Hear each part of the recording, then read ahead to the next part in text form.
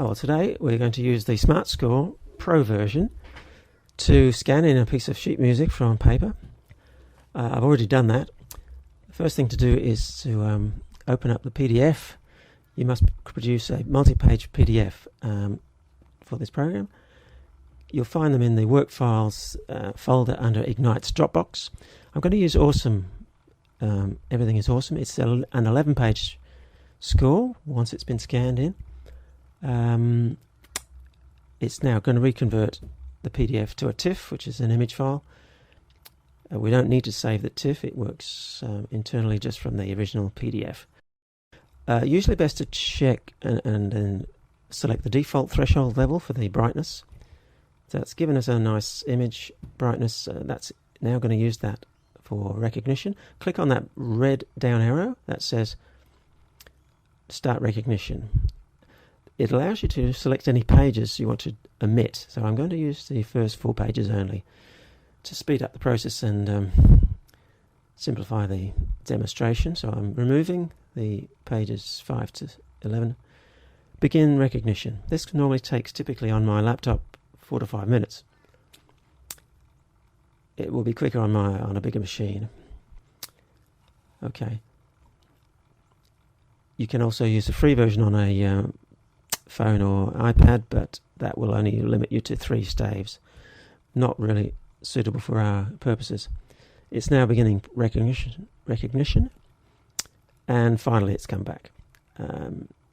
You'll see 2 scores, one above the other. The top one is the image of the original. The bottom is the computer score as it's held in the program, and it's pretty well translated everything there. You can see the lyrics are correct. Most of them anyway. Some items in the bottom score will be pink, and that's where the program couldn't quite decide. It had a little bit of difficulty. You need to check those pink areas for the notes. That note is actually correct, that one there. On the final bar of this example, you'll see the lyrics are slightly out of place, and there's a slur missed there, but it's good enough for our purposes. Note the voice split up voice box. If the top right is showing 2 women's voices and 1 male voice. Not quite right. We actually need to split the male staff into 2 voices. So to do that, you click on the bottom, it goes blue.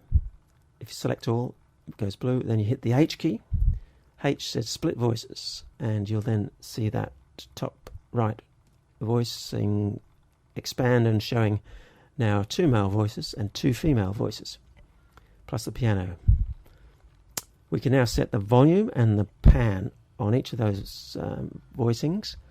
I put the voicing of the parts up full volume and drop the piano volume down to make it dominant in our learning track. Also, I pan the volume piano left, voice right. Now to make a voice track, you then simply play the tune after muting the particular track. But before you do that, set the voice instrument, all the voice instruments, to bright piano or something similar that you can recognize quickly. The O's and R's in MIDI are not very nice. So we've changed those all to bright piano. Right, the final part of the process is to actually play this computerized score whilst having the parts you don't want muted, which is fine for the parts where there's no unison. I'll explain that as we go. So I'm playing the soprano part this time. All the other 3 are muted.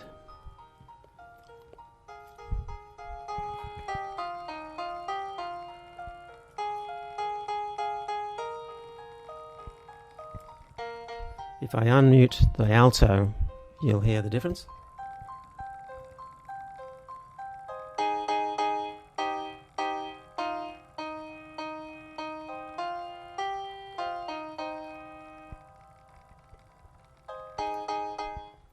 So we'll mute the alto and just get the soprano.